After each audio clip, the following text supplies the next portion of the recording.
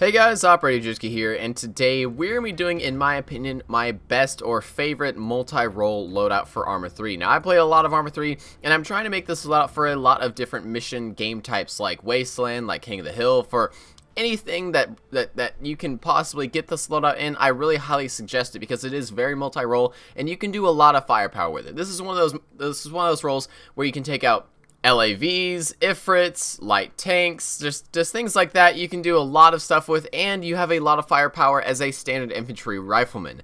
So we're also taking into account stamina, so we aren't going to have something like an M320 sniper rifle with a gigantic Titan missile in the back. We're going to be going over my guide for overall the loadout and also how to use the weapons as well. So, first off, we're going to get into the bread and butter, the weapon itself. What is our primary weapon we're going to use? Here I have a standard NATO rifleman. He's got an MX with a little red dot on the top. And you think, okay, that's a pretty multi-role gun itself. You know, that is an assault rifle. What I'm trying to look for is, in most multiplayer game modes, you are going to have lower frame rates than usual, and lower frame rates means that it's going to be hard to aim, and being harder to aim, you're going to have to use more bullets to kill an average person, and using more bullets is going to use more magazine capacity to be able to easily kill people, multiple people, or just one person at a time. So sometimes you're going to get into firefights where you're just spraying, where you and another person are having low frame rates, and you're just spraying at each other like crazy. And honestly, it really does depend on which person can spray more and which person has the ability to spray longer than the other. So I really do think that magazine capacity is a big thing, and you should always have a good magazine capacity in your rifle. If you have something like 20 and it's a full auto type of rifle with only 20 rounds, I really am uncomfortable with that in a lot of close quarters environments. But you also want to have a lot of long range accuracy, and especially if you can't really get the accuracy out of the gun, then maybe just the amount of bullets to make up for that loss in accuracy. The MX platform itself is a really good platform, and it's a 6.5mm, so it packs a great, really big punch, and it can go a pretty far distance without losing too much of its velocity and damage. So, in my opinion, the MX is a really good gun, but right now, for our multi-role loadout, we're actually going to pick the MX-SW. Now, I do use this for my King of the Hill loadout as well, because I really do enjoy the MX-SW. I feel like if you want to get a lot of damage per second, you can go with the Severe, but the Severe is really high in terms of recoil. It's one of the best guns in the game in my opinion, but its recoil is a very horizontal recoil, and therefore you have to pull a lot to the left. And unless you're really trained with that, especially at lower FPS, it's really hard to use. So let's just try to hit this telephone pole as controllable as possible. I'm going to try to control the recoil. So as you can see, I'm all over the place, and honestly, I was trying as hard as I can, and we're running at 60 FPS right now, so that should have been pretty easy. But as you can see, it's pretty hard. Unless you're burst firing, it's very difficult to really fire well with the Severe, and that's why I really do enjoy the MX-SW. I feel like the MX-SW is a good balance between a Severe and a standard MX assault rifle, and it's even got a longer barrel, I believe, than the standard MX by a few inches, maybe 1 or 2, and therefore it actually is slightly more accurate than the standard MX assault rifle. You additionally usually will get a bipod preset, and a bipod is extremely useful with the MX-SW. So let's just try out the MX-SW instead of the Severe, and let's look at the recoil. So as you can see, the recoil is a lot more controllable, especially when it doesn't really have as much X recoil or X like horizontal recoil. It has more of just the straight up and down. It does have a little bit more than you might think, but it's still a very controllable recoil with this gun. Now, another thing is that if you need to shoot somebody at longer ranges with the MX-SW, it's not as bad as if you had a standard MX assault rifle. And this is why I'm saying this, is that you can go prone or get into a piece of cover, you can bipod, and then you can just spray at them no matter what the range.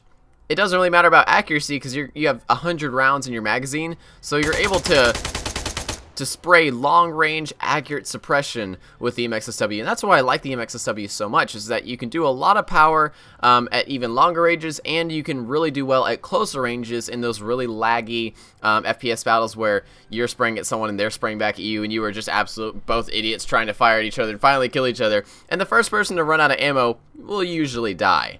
I guess the first person who has to reload, not really the one that runs out of ammo. But if you have 100 rounds in your magazine, you're reloading 1/3 of the time that an average person is reloading, and that's really useful. Now, for the sight on the MXSW, there's a lot of choices you do have, but I have my own favorite scope myself. But overall, our choices that I would say I would suggest are the ARCO, the ERCO, and wherever the RCO is, the standard RCO. I personally like the brand new ERCO from the Apex expansion because it has the biggest red dot on the top. As you can see, this red dot is very clear and open. If I compare this to the RCO or the MRCO, I'm going to get some shots right now for you guys.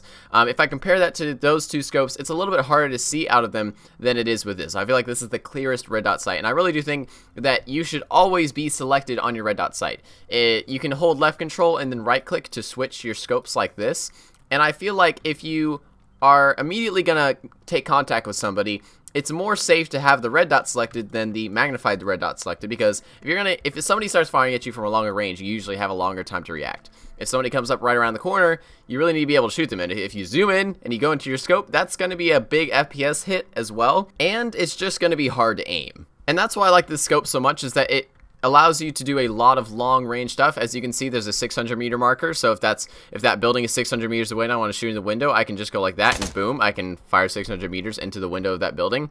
Additionally, with the ERCO scope, you do have the 6 and the 8, which I do think that the ARCO, the RCO, and the MRCO do have as well. But this is a really nice scope overall. I just feel like this is the most open one, in my opinion, the one that will give you the most field of view, especially in the red dot. So I really do enjoy this this setup with the red dot and scope. Now, if possible, equip a suppressor.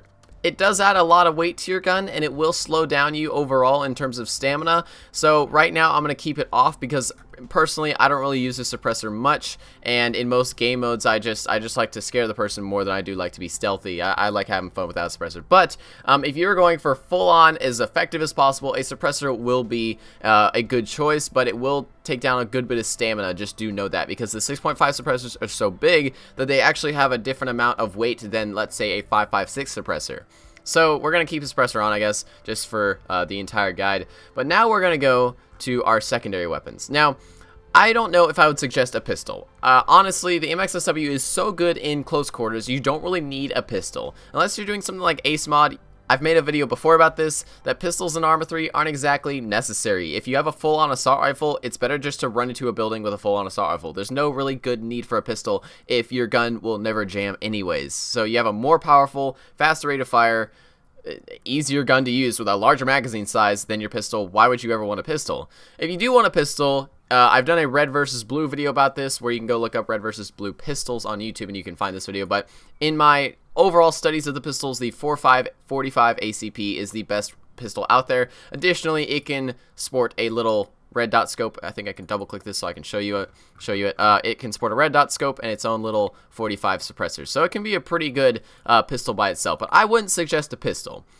But we're going to go to launchers. And I really do suggest a launcher, because although the MXSW itself is really good at anti-vehicle warfare, anti-light vehicle warfare, because you can actually spray at a person's tire, and usually, even if it's a hunter, even if it's an Ifrit or a Strider, you can usually take out the tires pretty easily with a 6.5 with as many rounds as you have in the magazine of a MXSW platform. This is an awesome gun for taking out tires of vehicles, and that's why I say that, you know, you are a multi-role fighter with this weapon compared to someone just with a standard MX, because you have so many rounds in your magazine that you can walk up to a vehicle, take out the tires, and usually, if it's AI, as long as you take out half the tires or more, they will hop out. Or if it's a person, they'll probably hop out on the first tire that you break, just because they know that they're going to be stuck in that vehicle. They're probably going to die soon. But, in my opinion, because we are keeping stamina in this, the Titan Compact is a really, really good rocket launcher, but again, because we're keeping stamina in this, we can't really use that. It is a very, very heavy rocket launcher, the lock-on rocket launchers in this game, and I really do think that the RPG-42 is, in my opinion, the best overall well-rounded rocket launcher, and it doesn't take up too much weight either. It really doesn't. Compared to something like the Titan rockets, compared to the RPG rockets, you really do notice a huge difference in terms of the weight, in terms of how much stamina you have whenever you're running around. So, to hold the rockets for the RPG-42, we're going to get an Assault Pack Green. Now, you might think that's a little bit too small, right? Well, it actually isn't. You can actually hold 2 RPG-42 rockets in here, and you still have a little more space to spare. Now, the cool thing is with the RPG, and I'm going to be doing also a guide to how to use these weapons really well. The cool thing about the RPG-42 is that the HE rockets are actually smaller than the standard rockets, and these are not going to be really good at anti-vehicular warfare, but they make a huge splash. If I go and reload some HE rocket here, sorry for Mag on Mart playing Tom Clancy's Rainbow Six Siege, but if I fire this, you can see that is a huge explosion. Anybody in that radius of that smoke, even a little bit farther up to that tree, is going to be dead with this HE rocket. And it's a really useful rocket to use against anybody in a building. You can destroy buildings with that rocket. You can do a lot of work with that rocket. But if we go to something like the RPG-42 rocket, this is a one-hit kill to any hunter or strider and a two-hit kill to any LAV. And it also is usually a one-hit kill to any helicopter, unless it's something big like a Huron, or unless you hit something in the rotors or the tail rotor. Usually it'll just destroy that part of the helicopter, and then the rest of the helicopter will kind of like auto-rotate or, do a spinning landing all the way to the ground. So usually you need to aim for the body of the helicopter, but things like Hurons, things like, I don't know what it's called, Mohawk, those bigger helicopters aren't going to be a one-hit kill with this rocket, but they're probably going to be a two-hit kill.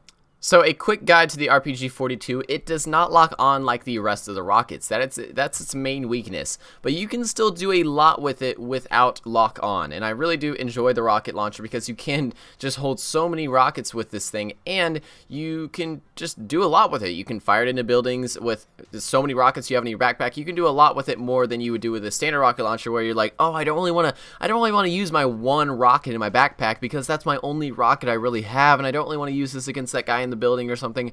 RPG, it's a multi-tool weapon, and it's really, really fun. So I believe that this vehicle right here, this Ifrit, is about 112 meters away. This one is, I think, 400 and I forgot what that was. I think it's like 430 or something. And that one is going to be, I think, a 450 shot. So the reticle in this is pretty weird to start off. The 0.5 is actually 50 meters. The 1 is 100 meters. The 2 is 200 meters, 3, 300, 4, 400, 5, 500, etc. So if you do something like a 100 meter shot, you're going to aim right here where that center dot of the 1 is going directly into the center of the vehicle. You want to make sure that you don't hit the tires, because that will usually destroy the tire but not the entire vehicle. Especially with a non-explosive one. If you're shooting an Ifrit like this with a high explosive rocket, then it usually will only destroy the tires, and it won't actually destroy the chassis of the vehicle. So you want to have an AT rocket for any vehicle you are firing at. If it's something like an open vehicle, like a Quillen, then that is something that you can kill people with an HE. But if they're inside of this Ifrit, they're probably going to be okay if you do fire with an HE. So make sure to use the anti-tank. So as you can see, that was 113 meters away. I aimed at the 1 mark, and it hit it pretty direct on. So now we're going to get our rangefighters and double check what these other Ifrits are at, because I forgot what they were at. This one is at 375, and this one's at 445. Okay, so 375. I'm going to aim about 1 or 3/4 of the way through, or between 3 and 4, and that is directly on target. So I'm going to fire. And that was a good hit. As you can see, it dropped right where I want it to be. And then we're going to do that 445, I believe, after we get another rocket. And again, a bigger backpack can definitely hold more of these. I think a field pack can actually hold 3. So that's 445, so that's going to be about right there. And boom. As you can see, you can do a lot of good hits with this. And especially if, like, let's say that's probably 445, so this is probably a 500 meter shot if I shoot that building. Like, let's say I just wanted to shoot at someone in that building. I'm just going to guess where that building is. It's probably 500 meters away, I would guess. So if I want to shoot someone in that building, I can just dump fire, and I can get the range perfectly correct. Oh, I fired over it, but I can dump fire once I get the right ranging, and I can fire directly in that building and do a lot of damage with the rocket. So it's definitely a really cool RPG platform to use, and I really do like the rocket because it's just so lightweight and you can carry so many rockets. Now, I'm comparing this to something like a Titan because the Titan can only carry 1 rocket in an assault pack, and I honestly suggest an assault pack because an assault pack is where I say if you're in a stamina enabled mission, an assault pack is all you really need. You don't need anything more than an assault pack. If you're carrying anything more than an assault pack, you're going to be really weighed down, and I feel like you're going to really start noticing that you have low stamina.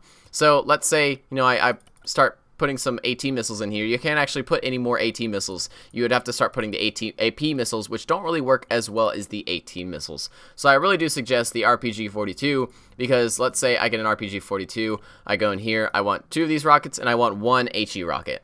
that is like a perfect loadout. I usually just have 2, or I just have 1 of each, so I go like this. But usually for what I'm going to do, normally I'm going to have the RPG-42 rocket without the HE rocket, because honestly the rocket itself is going to have a pretty good splash damage even if you don't use the HE, so you just want to have this right now just for the loadout itself.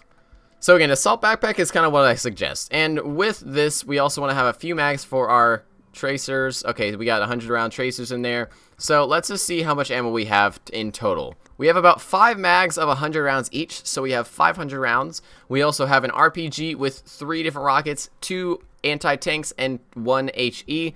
We also have an MXW with a suppressor, a bipod, and ERCO. Therefore, we can fire at people close ranges, and we can fire at longer ranges. We also make sure we have a bipod, and so that we can, if we want to fire at those longer ranges, we can fire really accurately. And let's say we want to fire at a person in that building. Just spray at that building, and you can give really good accurate fire. The MX also has pretty good penetration as well, so if they're behind a thin tin roofing wall like that, you can probably kill them anyways. And additionally, we are not carrying a pistol because, in my opinion, it's just kind of dead weight. So now, if we really want to get into the thick of things, we could get like something like a bandana green on, just to be a little bit more camouflaged in Tanoa. You really do want to make sure that your skin is as concealed as possible. This guy is honestly very camouflaged with the environment. I feel like he do pretty good at hiding, but you definitely, especially in the jungles of Tanoa, you definitely notice the pink of people's faces a lot, so make sure to cover up your face. It won't really render at longer ranges, but at closer ranges it will render, and it will cover your face up a little bit more than usual, so I do suggest something like this. You could also get something like these stealth balaclavas down here with the goggles to be totally covered up if you wanted to, and that covers up the pink of your eyes as well, and also will hide your body from thermals. Now we are going to be going a little bit more into gear right now. So the gear goes a pretty long way and goes pretty in depth. The most protective gear you can get in terms of NATO stuff is going to be the Enhanced Combat Helmet Tropic. Enhanced combat helmets are slightly better than the combat helmets, which you'll get standard as a rifleman, but they do weigh a little bit more, so just note that they do weigh a slight bit more. Additionally, just to note, you actually do not need the stealth combat helmet to be able to be hidden from thermals. So, as you can see here, there's no difference with this helmet and the enhanced combat helmet in the thermal signature. So as you can see, there's actually no advantage to wearing the stealth combat helmet. I don't actually think that it has any actual hitboxes protection up in the front of your face either. So just do know that the enhanced combat helmet is overall the best option in my opinion for a helmet. Now if you're in a thermal usage area, then make sure to grab the CTRG stealth uniform, just because that's going to hide your thermal signature from anybody. As you can see here, you are totally hidden in terms of thermals except for your little suppressor. And actually do note that whenever you are firing with a suppressor, thermal imaging can see you a lot easier. I don't think that works with our actual RPGs. I don't think RPGs get hot, but the thermal suppressors will get hot, so just do know that. So this is a totally camouflaged CTRG kind of soldier with some NATO stuff on. And in terms of the vest, I honestly think the Carrier Light or the Carrier Rig Tropic is, in my opinion, the best vests out there. The Carrier Light will take 2 MX hits at close range, and the Carrier Rig usually takes 3 to kill you. So just know that there's a good trade-off in terms of weight to ballistic protection. I honestly suggest both of the Carrier Light and the Carrier Rig Tropic for really overall just doing anything you really want. You will have a lot of stamina with both, and they both carry a lot of stuff, so you can do just overall multi-role combat. You know, this is what this is all about. Additionally, make sure your night vision goggles are the thermal compact, or like the thermal NATO goggles. Try to camo them with your suit, and therefore you'll have this awesome, you know, NATO thermal goggle feels and all the super immersion of seeing the world in black and white, you know. Just make sure that you have the thermal goggles on if you are able to get those, because those will help you out a lot. Additionally, for grenades, I'll be going over grenades and how they work for anybody who is new to ArmA. Grenades are pretty much in 2 different types. There's the RGNs and the RGOs. And the RGNs will fly farther, but then the RGOs will go closer, but then they'll also create a bigger explosion. So RGNs will usually damage a CSAT soldier, but not really exactly kill them unless you're directly on top of them. That's because CSAT soldiers have that very anti-fragmentation clothing. Like, let's go just to a, let's compare like the fragmentation, ballistic, or explosive resistance, sorry, of the CTRG stealth uniform compared to something like the CSAT, wherever it is. the CSAT fatigues right here. So explosive resistance goes up a bit, and as well as ballistic protection. So the fragmentation from something like a, let's say a mini grenade, like an RGN, isn't going to do as much as an RGO will. An RGO is definitely a guaranteed kill for anybody that's within its like 10-meter radius, but an RGN is a little bit less powerful. Now, with the difference of grenades between RGNs and RGOs, I definitely use RGNs to suppress people more than I do to actually really kill them. If there's somebody over a building, let's say, behind this building here, I'm going to use the RGNs to throw the RGNs over the roof and just kind of suppress them in that area. But let's say I'm clearing a room, and let's just show those grenades a little bit just for you. See, as you can see, they have kind of smaller explosions. But let's say I'm clearing a room. If I really do want to clear a room and open the door and throw a grenade in or something, I definitely want something that can, you know, really have a blast radius of the entire room. And make sure that you're behind a wall whenever that grenade goes off, because you might die from some good concussion problems. But RGOs are, in my opinion, the best for clearing rooms because you can easily just throw them in and kind of fire and forget. Oh no, what the heck, I opened that door, it didn't even explode. It didn't even, come on man. Anyways, RGOs are, in my opinion, the best you can really get because you can open a door, you can throw it in, and you can just hide. And anybody within that room is going to die for sure, and you can't really throw RGOs that far. As you can see, that explosion was a lot bigger and a lot more powerful sounding than the RGN. So we're going to aim up at this telephone wire right here, and we're going to throw an RGO. Throw an RGO. We're also going to switch to an RGN and throw the RGN. As you can see, RGO landed there. RGN landed a lot farther, but it was definitely a smaller explosion than the RGO. So in my opinion, having something like 2 RGNs and 2 RGOs is a pretty good overall loadout for any type of operation or any type of wasteland stuff you're doing, because that gives you the chance to, I don't want green lights, that gives you the chance to really go and clear buildings. Let's say I want to go open this door, and I'm not going to open it like that, definitely in a tactical situation, but let's say, is that even a door? Is this? I don't even understand these Tanoa buildings. They're really weird. Okay, this is a better example. Well, let's say we open this door here and we want to clear the room. We're going to throw an RGN in, but then, or RGO in, sorry. But then if we really want to suppress somebody in an area and they're behind a building, let's say, then we can throw our RGNs that direction and kind of suppress them. Those RGNs bounced off that piece of clothes right there and kind of went everywhere. I think that one went over there. Oh no, it didn't. It looked like it did. So yeah, guys, this is my basic ArmA 3 loadout. This is, in my opinion, the best you can really get in terms of ArmA 3 loadouts overall for multi-role combat. I'm not really going into sniper stuff or really going into SPMG or Naveed holding because we're really worrying about stamina in this. But overall, at the very end, we do have a little bit of stamina left. And if you really do keep your stamina up far enough where you can run across the street or do whatever you want, I think, honestly, it's perfectly fine. As long as you can run across the street like we just did, perfectly fine, then you should be good, because you really shouldn't be sprinting everywhere with this much stuff on anyways. Make sure that when you do fire your 3 or so RPGs, and you can actually hold 2 to make sure that you have less overall more stamina.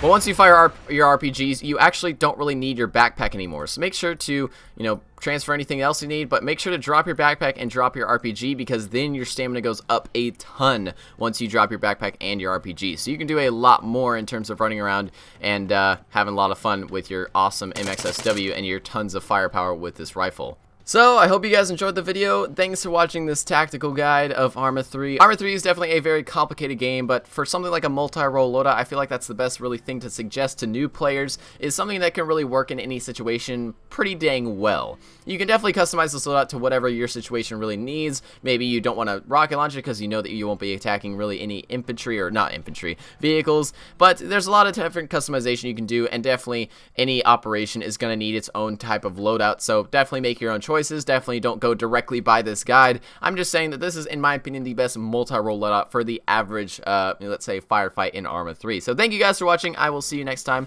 and stay frosty, everybody.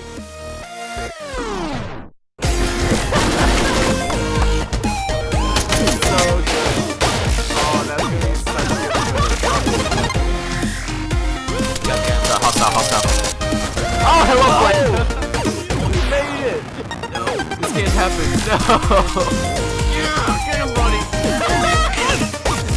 Contact, man! 20! Oh my god! Slow down! Oh god!